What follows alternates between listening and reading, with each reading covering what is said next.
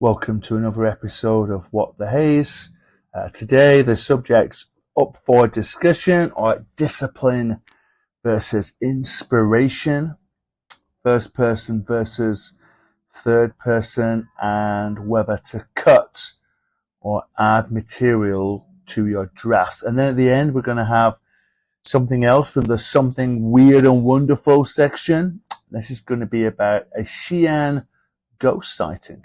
So please stay tuned for that. Okay, let's get going.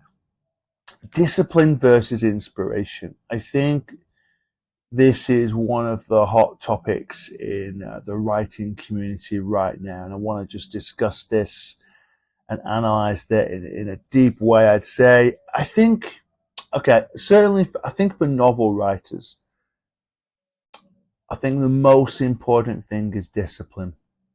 You can have one idea and you can be writing that for the rest of your life and editing in that for the rest of your life. But at the same time, you do need some type of inspiration, say an idea, something that sets you off, the spark, so to speak. I remember when I was living in Beijing and I had these ideas, pure inspiration, about my first sci-fi series, which is called Jack Strong and the Red Giant. And it was so bad, I had to write it.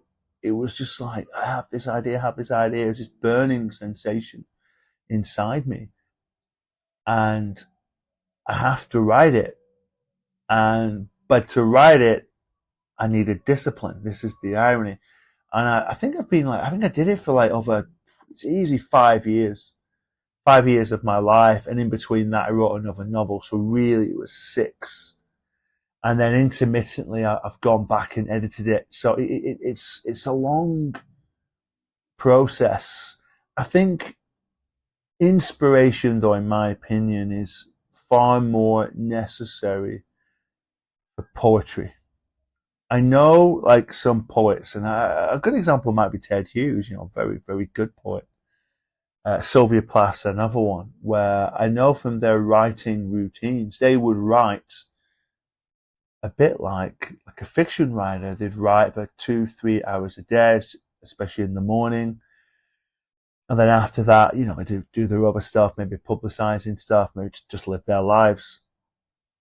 But I'm not the greatest fan of that. As a writer of poetry myself, I always found that there's only so many ideas that are going to come to me on a weekly basis. And I think I was lucky to get what I would consider to be 2 really good ideas a week.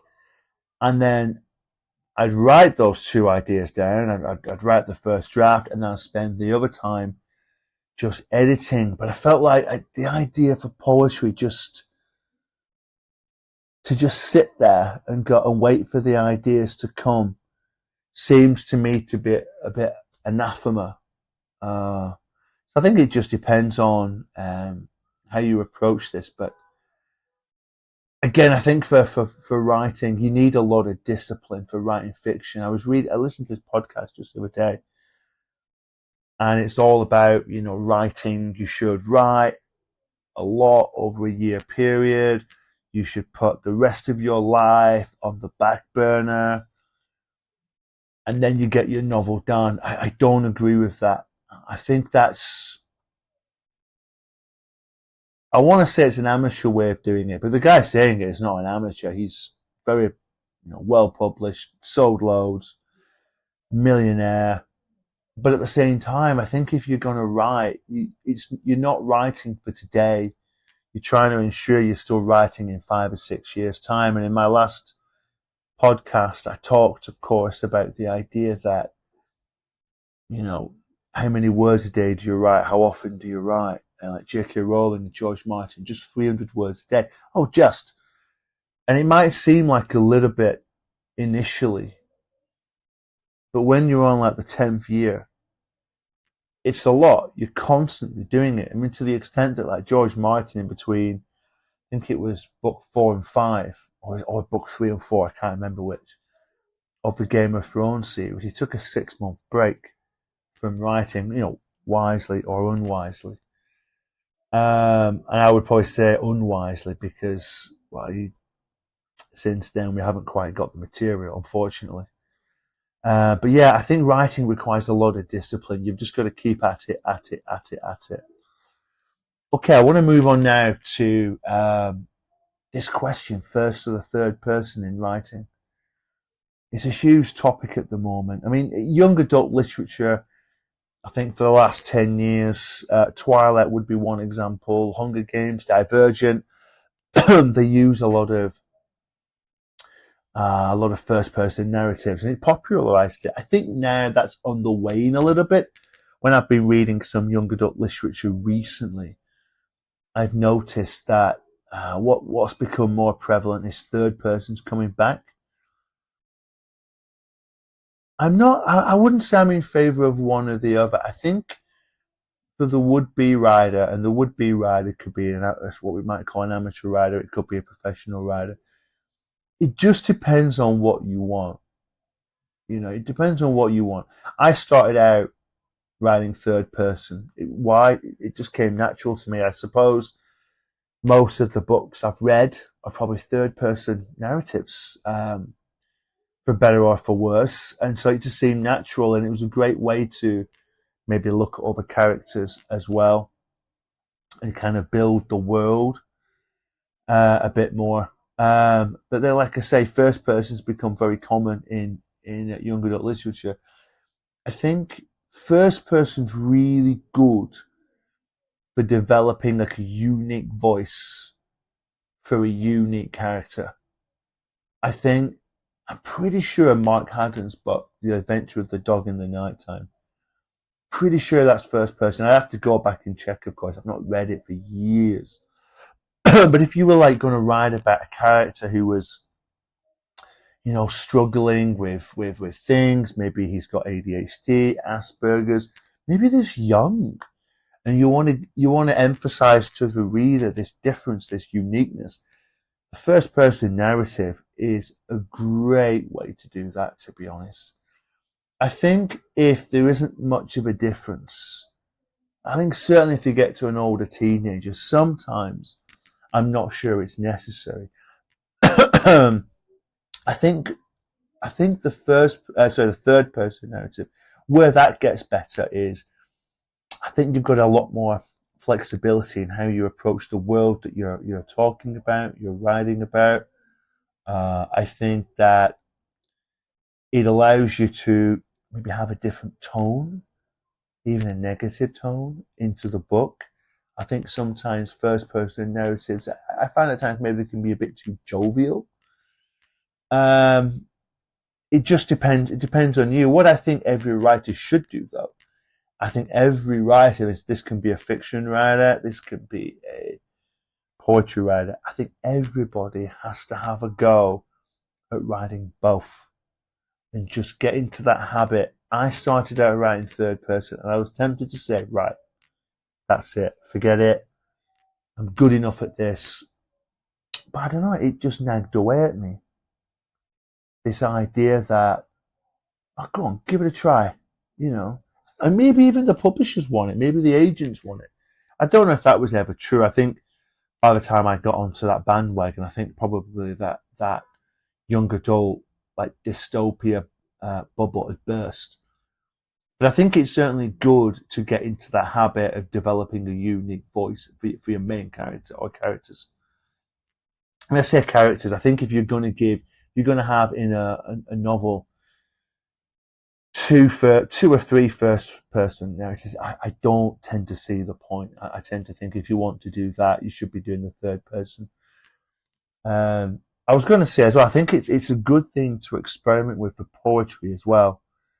I think maybe it's gone out of fashion a bit, like the poetic eye, having a poem. It could be I think this, I think that, as in this is what you think, or I don't know. You could have a poem called The Butcher or The Soldier, and it's not you. But instead of just going, the soldier does this or the butcher does that, for example, you do I, and maybe it'll take you to some wonderful places. I've experimented a bit with my sonnets, and yeah, I think it's pretty good. I definitely do prefer writing in the third person. for my sonnets, and I probably write 95% as third person. I mean, back to my fiction.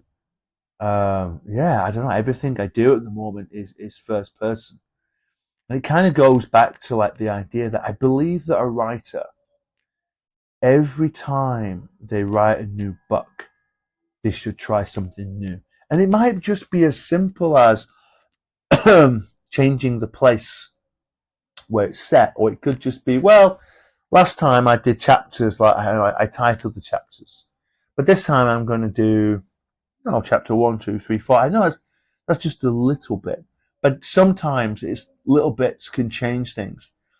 But I think sometimes, yeah, try something. Yeah, try first person, try a different place. I started setting my novels in North America. It's just a good way of visiting there, to be honest, in my mind. So I tried different stuff. When I get a chance to write my next novel, because at the moment I'm editing my current novel, one thing I want to do with first person is attempt. I want to say a diary. It won't be a diary per se. It'll be like mission logs about a girl that goes to Mars as part of like the first colony. And I'm really looking forward to that. I want to do something different because I feel like my experimentation, and it is an experimentation, with first person narrative is probably coming to an end. I would like to go back to the third person. I still feel it's the dominant, literary voice. I would like to write a bit like George Martin or Stephen King when he's done it, like a multiple, point of view, but where you got lots of different characters. And I've got in my head, and I've written it down, this like fantasy idea. Because I read a lot of fantasy, but very rarely write it. But I do like the world building aspect and the way that poetic language can be used. So probably the next but with these mission logs for first person is the last one for my first persons, and then I'll go back. It's just a way to experiment. You've noticed I've not talked about the second person. Second person, if you don't know, is like your. I think that obviously it's more common that in like poems and songs. Some writers do use it, but I mean, a good example is I forgot the name of the author now, but it's called The Fifth Season. I tried to read it, and I couldn't get into it. It just the you did this, you did that. But a lot of people like it nonetheless. And it is unique. You can't argue with that. I think again the main thing is goes back to discipline. Just to keep writing, get ideas, and spend time working on them. Okay. Before I move on to the next point, I want to talk about. If you like my ideas, if you like what I'm talking about, please check out my book, Jack Strong and the Red Giant, which is about a young boy who goes into space. He's been bullied in the UK, gets beaten up by a school bully, and then he runs away from home, crying to himself, feeling useless, and then he sees a spaceship in the sky. It chases him, takes him, and then he's trying to find out what's going on. There's no alien crew going, hey, we're taking you out to our leader, nothing like that, and he has to figure out what he's doing there. As he does this, he meets these other alien girls and boys, and they've got to get on with each other and work together whilst visiting all these strange and weird planets. And through this, he grows as a person and becomes stronger. So it's called Jack Strong and the Red Giant. I do recommend you buy it. It is on Amazon. I'm sure you can find it pretty easily. Another book I think you might like, as I'm talking about poetry, it's called Made in China, which is a series of sonnets, which is written in a kind of like photography, and it's like I will focus on an image, and then kind of go back out, or you follow that person, and then you go out, and there'll be a twist or a turn, and the image will change, or the narrative will change, and then there'll be something surprising at the end. I use a lot of half rhyme, sometimes full rhyme as well, but a lot of half rhyme to get that kind of these jarring sounds. In fact, one episode in the future, we're going to do it on here. And I'll read out loud 3 of the poems, and I'll explain where they came from. What was the what was the inspiration behind it? Where to get the ideas from? Where even do I get the ideas for the poems themselves? And also, should I say, the poetic style? Because I think that's important too. Okay, let's go on to the third piece I want to talk today. This is a good one. To cut or to add. I think this is always quite difficult to decide. I typically go into every single book I write. When I finish writing it, I go back and edit it, of course, and I'm always looking to cut about 2,000 or 3,000 words. Like if I've written like say 43,000 words or 53 or 63, I'm always like, right, cut, get down to 60, 50, 40, whatever it is.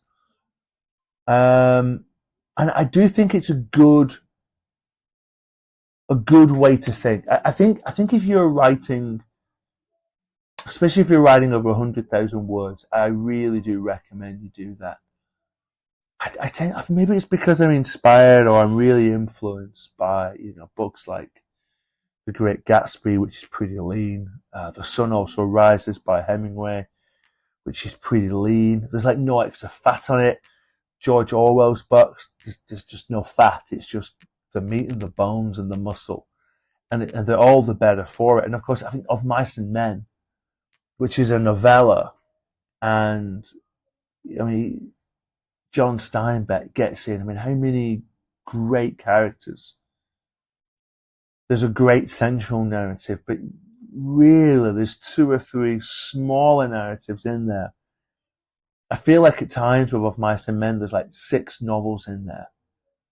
You don't need to read you don't need to write like a 450 word book. I tend to think most books can be told in 60,000 words. Of course, if you're writing a giant fantasy series, yeah, of course not. I've mentioned earlier that I'm thinking about writing a fantasy series. Well, it'll be long. And so I think I'm waiting to do that when I have a bit more time, because right now I just have. I can take you back to discipline for this as well.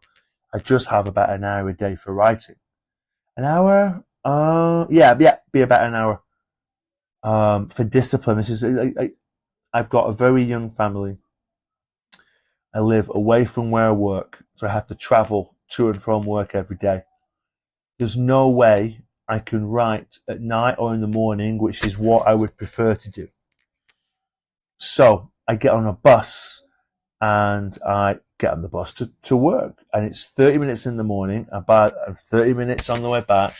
And by the way, the bus is bouncing almost all the way, because you've got all these potholes on the road here in China. Well, I should say Chengdu. And I either write on the bus or I don't write at all. So I write on the bus, and that's my discipline, and I keep doing it. I don't look out the window. I don't feel tired and go to sleep. I don't, start playing with my phone.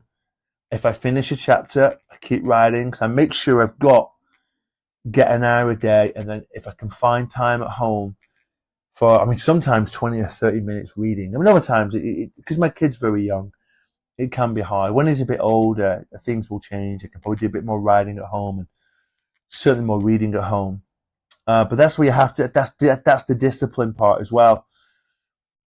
Okay, but let's go back to what I was talking about there. Sorry for going off on a tangent, which you can do quite a bit. But I don't think that's a bad thing. For these podcasts, I don't want to sound like it's scripted or rehearsed.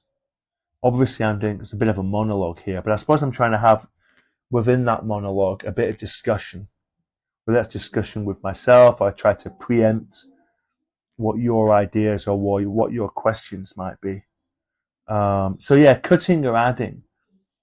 And a lot of it, I suppose, my literary philosophy comes from writers like that.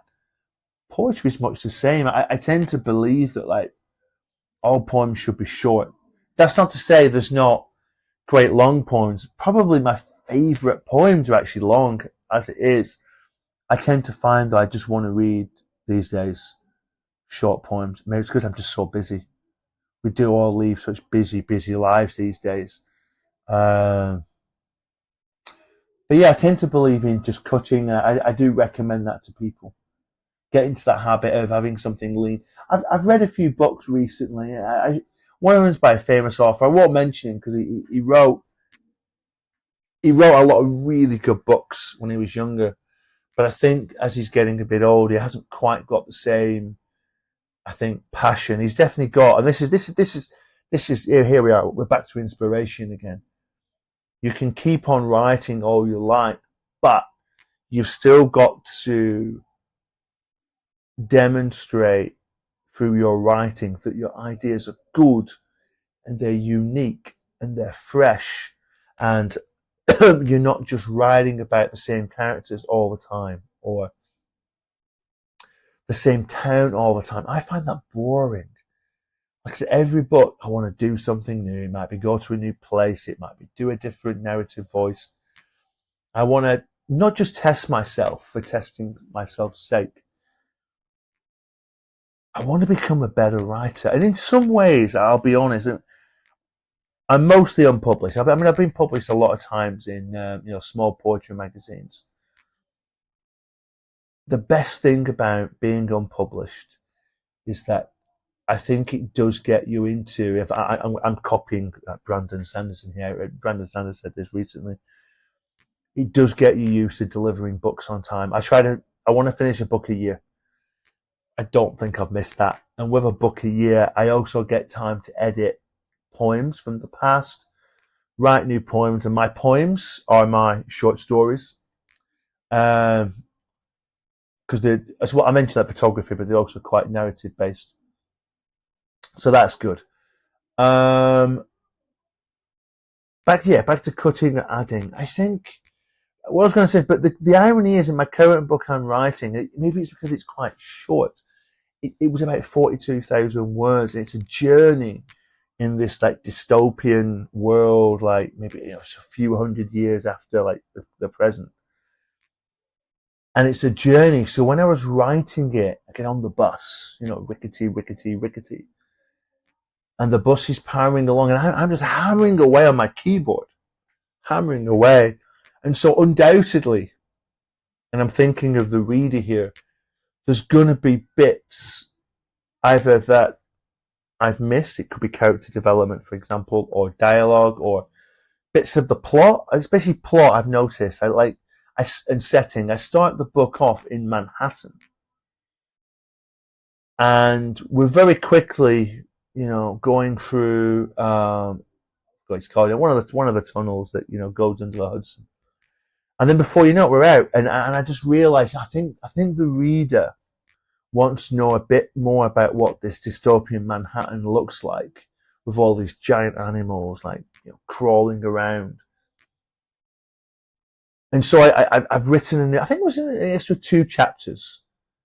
And I also wanted just to world build just a little bit more, give a bit more definition to what Manhattan looks like, because it's a journey, and then it's very linear. It's beginning to end, and there's no coming back to Manhattan later on. So I wanted to give a few more brushstrokes, but even then, we're talking 3,500 words.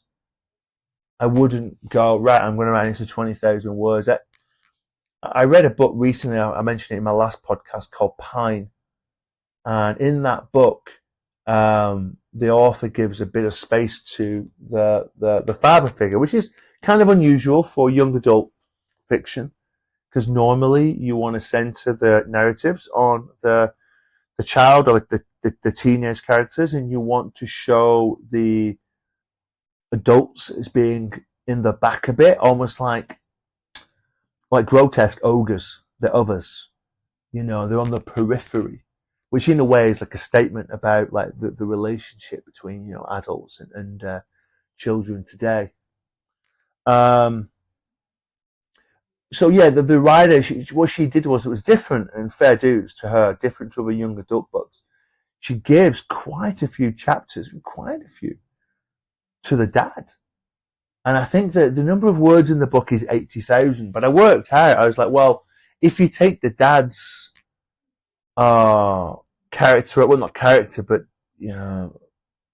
narratives out and dialogue and his action, because a lot of the time he's doing stuff away from his daughter.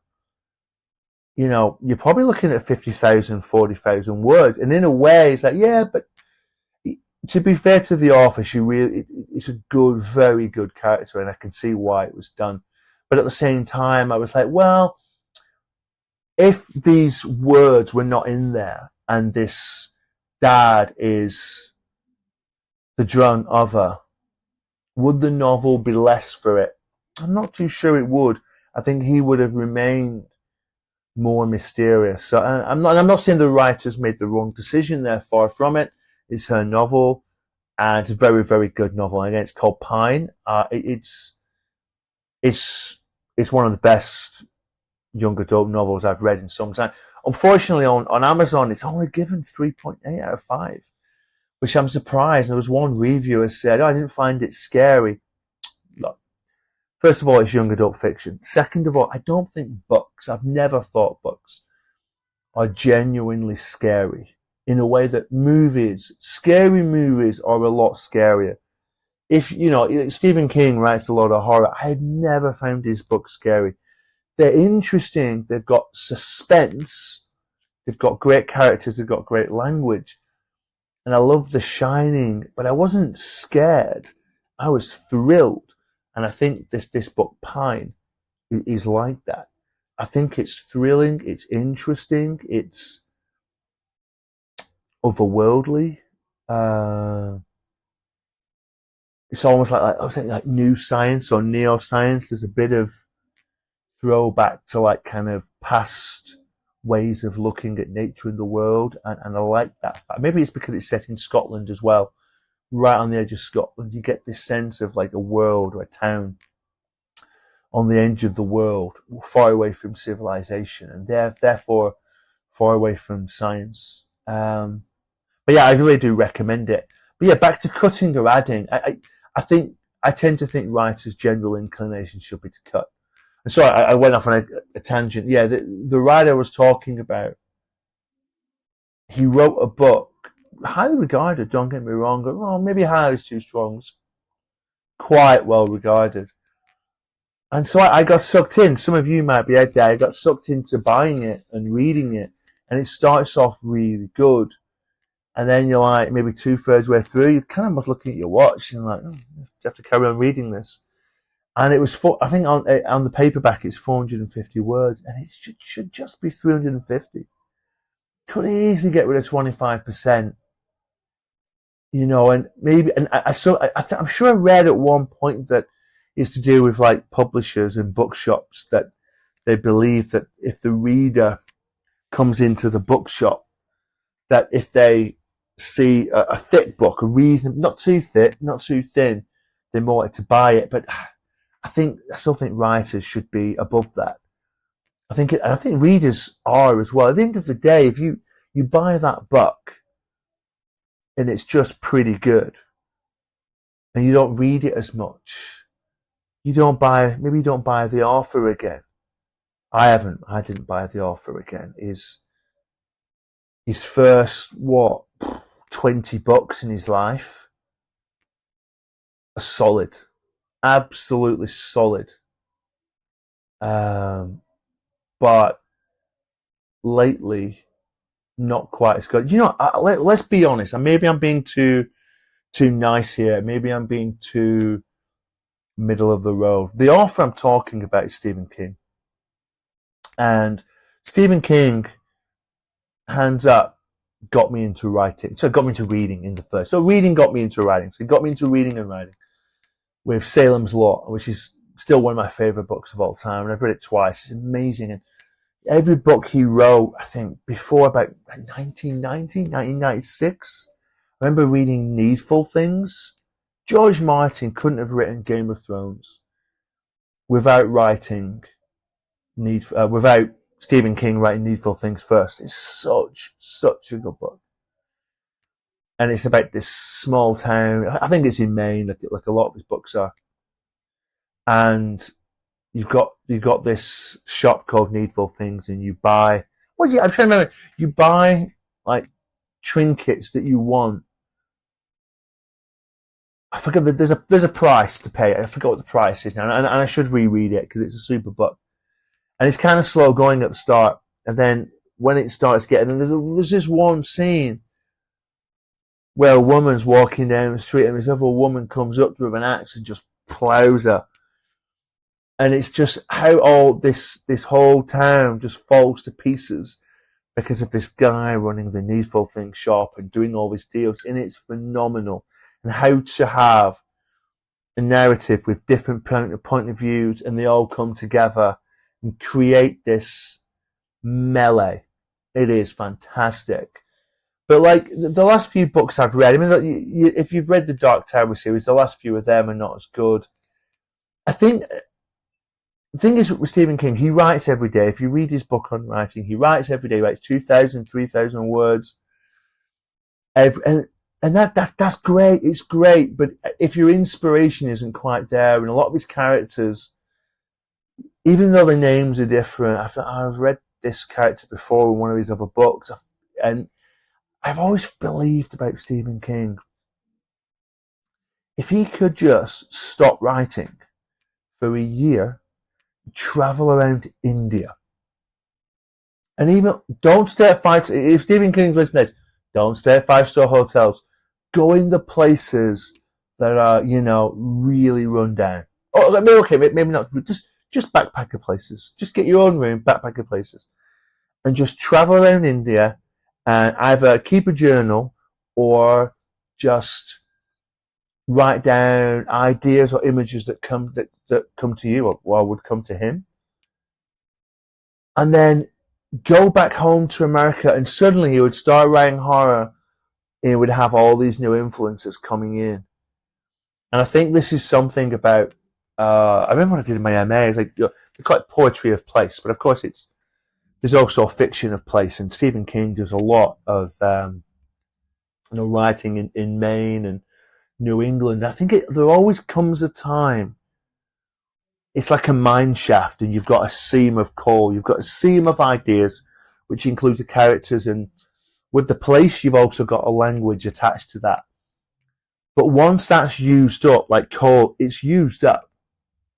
Unless something else happens to your life, say, for example, a tragedy, not that you want that to happen, or a divorce, for example, some kind of new discoloration, something new, it's just the same.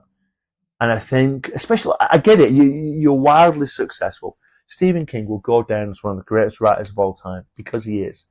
And it's a shame that he's never been given anything like Nobel, I was going to say Nobel Peace Prize, Nobel Prize for Literature, or the Bookers, because his writing, his language is up there. Even now, you read some of his sections, and it's fantastic, well written. He doesn't get the credit for that, and I think that's unfair. And there is a bias towards serious authors, but at the end of the day, writing is writing for me, and it's you're a good writer or you're a bad. In fact, I'm not sure there's good writers and bad writers. There's good writers and there's writers that need to work more, but I think we all need to work more.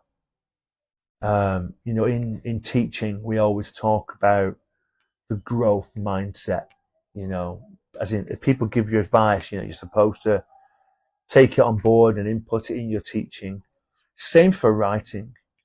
You've got to have a growth mindset. And I think it's easy when you're not just published, but well published and famous and rich, and you want for nothing. I get it. You can just take it easy. But I think you should always think like, what is going to happen in the future? Am I William Blake? Am I going to be, lionized by the succeeding generation, or am I that romantic poet whose name I've forgotten that sold loads and is now forgotten? I've forgotten his name. I read a book on romanticism years ago, and that can happen, especially if you're not quite at it at the end. Quentin Tarantino talks about this, about why he wants to only make one movie, because he doesn't want to keep on making stuff that's not as good as the first movie, because people come along, new people, new the new generation, and go, oh, I'm going to watch that. Oh, Quentin Tarantino's a great director. Oh, I'm gonna watch this movie, and it's one of his last ones. And it's not that good, and go, it's not as good.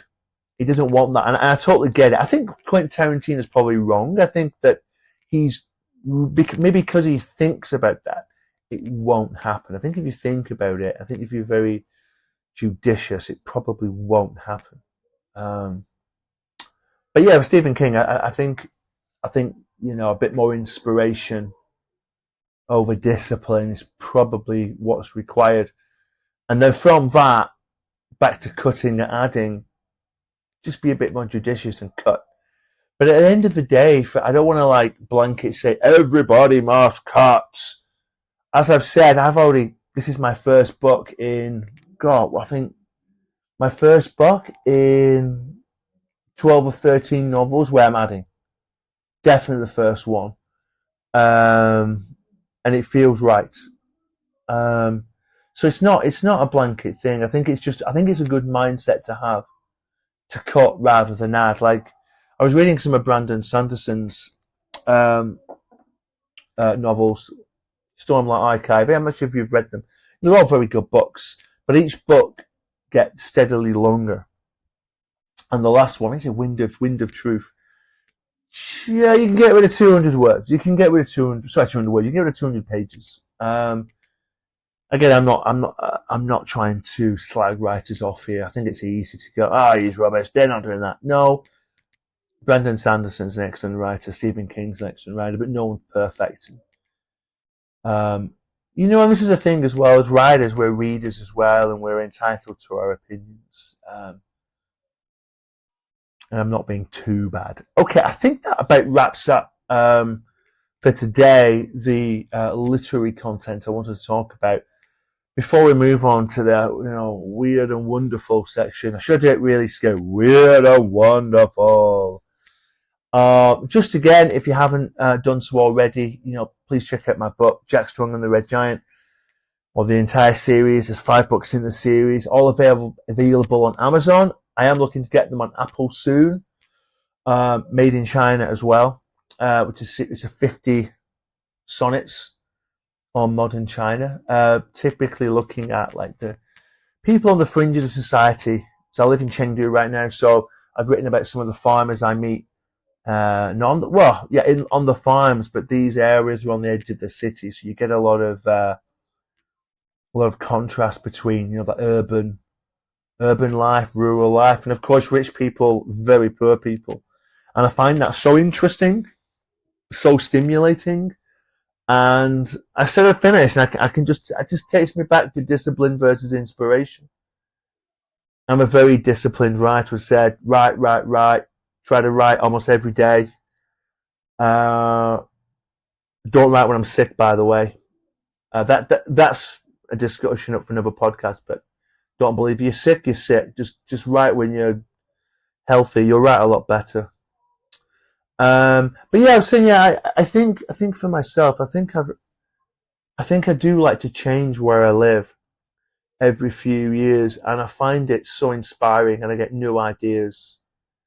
Especially if in China, you can, Chengdu is a big metropolis which has got all its own ideas there as well. But there's also in this big urban zone, like I said, a lot of rural people, a lot of farmers, and I find just you can see some things and be like, wow, this is inspiring me. This is having an impact, and I get ideas for poems especially, but it does filter into what I write. In fact, I mentioned about writing this dystopian novel. I got the inspiration from Chengdu. It used to be a swamp, and so I was thinking, and there'd be elephants here in the past, and I was like 5,000, 6,000 years ago there'd be elephants, maybe even 2,000 years ago, to be honest. And I just thought, I wonder what if all of humanity vanished. How long would it take for all the animals to come back? And it'd be quick. I mean, certainly within like 3 years, you would get, grass and trees growing everywhere, and then all you'd need is a few bridges to collapse in the right places, and wetlands would, I wouldn't say re-establish themselves. They would just get bigger. They're already here. They just get bigger and bigger very quickly. I think within 20 or 30 years of nobody in Chengdu, yeah, boom, and you get all the animals coming back through because the humans are not there. And that's where I got the idea from. But of course, I wanted it in America. I don't know. The good question is why. I don't know. It just seemed, I wanted a journey across America, but I didn't want it to go too far. I didn't want it to be, Monday they do this, Tuesday they do that, Wednesday they do that. I wanted it to be full throttle. And I believe it is, although I am still in the editing phase. I finished my, however you look at it, second or third draft. And then, yes, it's full throttle. And then I wanted something else. I didn't want a huge journey across America. Could I have set it in China, in Chengdu? Maybe.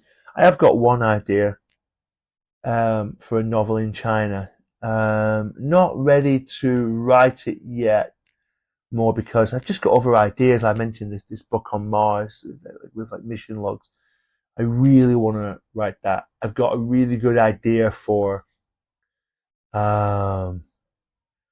writing about like big cats in the UK. Like some people think there's like panthers and leopards in the UK countryside. And I listened to the podcast, and I listened to a few podcasts back to back, and the whole narrative just came to me, and I wrote it down. Like, right, that's what we'll do. But the Mars book is definitely first, and then I think that one. And so again, we just keep going back. Inspiration, discipline. I need inspiration to come up with the ideas, but I've just got to, even like, it's not just writing them, it's like, in what order do I write them? And again, going back to you guys at home, think of that way. The books I pick to write, I write because I know the ending. Once I know the ending and I know where I'm going, and that I've got that roadmap in my head, and I'll write it down, I feel like I'm fine. If I don't, I just don't write it. I can't afford it. I've written plenty of books. I can't afford to get lost and get stuck halfway through a book. I can, but I don't want to. To that extent, I'm aiming for perfection. Right, I think we can move on to Weird and Wonderful. Again, if you've got any questions, if you've got any comments about the podcast, about the issues I raised, what we're talking about, just drop me a line on anywhere it's posted. This is posted to my blog. It's going to be posted to places like Spotify and Apple. Anywhere you want to contact me. If you want to ask me questions, if you think there's something good that can be discussed, please do. One thing we're going to do is, we'll see. About 3 weeks, I'm going to do an interview. I'm going to interview a writer and artist in Chengdu. And then a few weeks after that, I'm going to interview a writing friend of mine that lives in Turkey. So there are some interviews coming up. I'm really excited about that. It's like obviously a new chapter, not just in the podcast, but for me personally. Great way to engage with other writers. Right, let's get on to Weird and Wonderful. This is a regular segment in my podcast where I'm going to talk about something that's strange or weird that's happened to me, or maybe just something interesting that's happened to me on my travels or where I've been living. But right now, I feel like I've got an inexhaustible supply of weird and strange encounters. So last week I talked about the black helicopter episode. This week I'm going to talk about a ghost encounter in Xi'an in China. And I say ghost, I'm open-minded. And I've told this story to students, I've told it to other people. And every time I tell the story, just like I'm telling you, I always give it caveats. And I always say, well, it could have been this, it could have been that. It's more that I put everything together. And that's when I think, something was very odd about that place. So I was working in a school in Xi'an called Gaoxin Yizhong, which means Gaoxin No. 1 High School. It's a really good school, really good school. I really enjoyed my time working there. I worked there 3 years, smashing school. And when I was there, I know the strange events are happening at different places in the school. Thank God I wasn't there at night. I would have been terrified. I would have been terrified. But the first strange encounter I had was, sometimes the bosses at the school, they like to spy on teachers, particularly foreign teachers.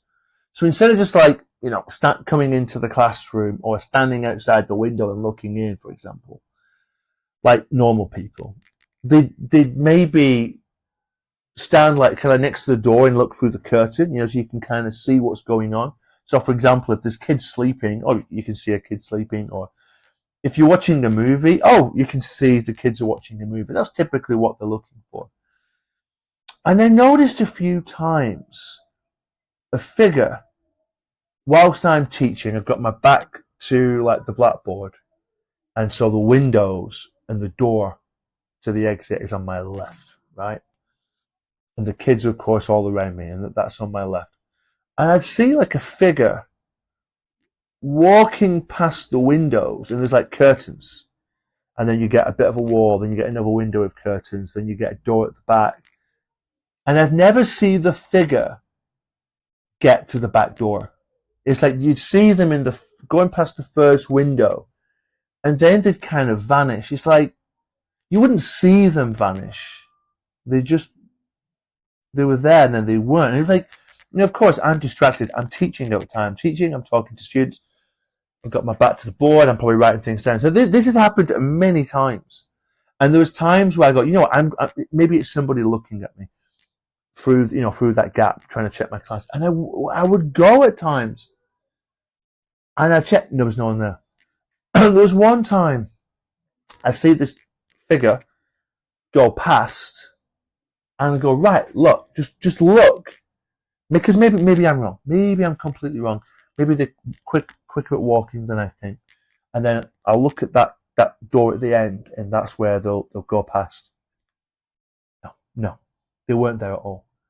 There was one time I came out into the corridor, no one there. Of course, the other idea is, it's all in your mind, and I'm always like, yeah, it could happen, but that's never happened before, and it's never happened since.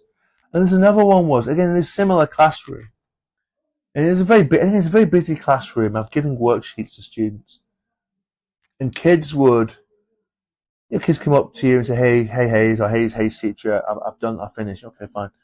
And the 2 or 3 times I heard my name called, Hayes. I turned around and go, yeah, yes, Henry. Yes, I didn't say anything. Really? Oh, it sounded like you. I'd hear my voice 2 or 3 times. So my name called 2 or 3 times. And it was just, again, that's never happened before or since. So I put those two together. But the weirdest one, was it scary? No, this is not scary. I didn't find this scary. I found it puzzling. I found it as a puzzle I wanted to work out. And the final one was, so I moved, I was teaching different classes, and I moved office, and I went up to, I can't remember if it was the 3rd floor, the 4th floor. Whatever happens, it was the highest floor you could go up to in the school. And so my office is next to the toilet. Now, because the school's a bit old school, there's a school that's old school, there we are. There was no separate bathrooms for staff, right? If you listen to this and you think that's strange, it's very common across Chinese public schools. It's not strange. It might be strange for international school, but not a public school. So obviously I don't want to go in there when there's kids there, do I? So what I do is I want to go in there when it's lesson time, not break time. So about 15 minutes, 20 minutes after the break time has ended, what I would then do is I go into the bathroom, and do my business, and there we are. That's it. But what I should say is, before you get into the bathroom, they have these like pieces of cloth. If you live in China, you'll know what I mean. They can be in doorways and stuff. Now, if there's someone in the bathroom, particularly urinals, it's possible with this cloth you can see over and under it. So you could see the bottom of the urinals, like underneath these pieces of cloth, right? And a few times I want to go in and I see these shoes, or rather I should say white running shoes, stood at the urinal. And on each occasion I can see it, and I go through and there's nothing there. Nothing there. Nothing in like the lore where, oh, it's cold or you see someone vanishing. Nothing like that.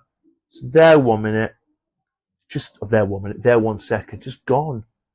And then the last time it happened, just like, I'm not, because like, you can think it's suggestion. You can think that it's, oh, you're worried about the kid being in there and you really need the bathroom, and if they're in there you can't go, or you don't want to go, or it'll be awkward. And I totally get that. But the last time I saw the white shoes, and I paused, and I stood, and I told myself, they're there. And of course I walked through the barrier, nothing. Strangest thing, like those 3 encounters, very, very strange, to be honest. But I just want to, I'm not saying 100%, oh, it's definitely a ghost. No, but it was unusual, and it's more unusual because it hasn't happened before or since. So I can't say, oh, mental, nothing like that. It's just very, very, very odd. And like the school was quite new, so it's not like it's a very old school. It would have been built on old farmland, but I don't know what the history of the place. How old was the school? Maybe 10 years. I don't know. It's perplexing. It's not really happened to me since, and something similar happened to me I was in Nanjing in this, I forgot the name of the building there. It was like, there's a tower. Is it Lingu Tower? Something like that. But before you get to the tower itself, there's like an entrance, a separate entrance. And I was stood at this, lattice window, because I quite liked them in China, very beautiful. And I like to take a photo because you can get the background as well. I think it looks really cool. You put it on Facebook, it looks really cool. And sometimes my wife, she'll come up to me and go, no, she won't cough. That's me coughing. Oh, what are you doing that for? Well, why are you taking another photo, Sorry if you can't tell. I'm just drinking a bit of water. I've had a bit of a cold, actually, last day or two. So when I'm doing a podcast, of course, my throat's just a bit on the dry side. So I was at this like window, and I felt someone behind me, really behind me, like a physical presence. And I turned around. My wife's 25 meters away. There's no one even near me. And I did tell that story to some students in Nanjing, and they looked it up and said apparently that building is haunted. But I don't know. There's definitely plausible explanations, but that's interesting. Another good idea is, if anybody's got any other stories, let me know. Tell me about it. I think it's really, really interesting. I think why we're talking about this in a writing and literary podcast. Well, for me, I've always been very genre orientated, very sci-fi, supernatural orientated in terms of writing, and it just feeds into that. These encounters make me believe that there's a life after death, which gives me personally a lot of hope, but it makes me think about other worlds as well. So it's kind of, there's 2 sides to that coin, I think. Right, I think we can wrap up there. So please join me again next week. I will record and release another episode next weekend. So thank you very much. Happy writing.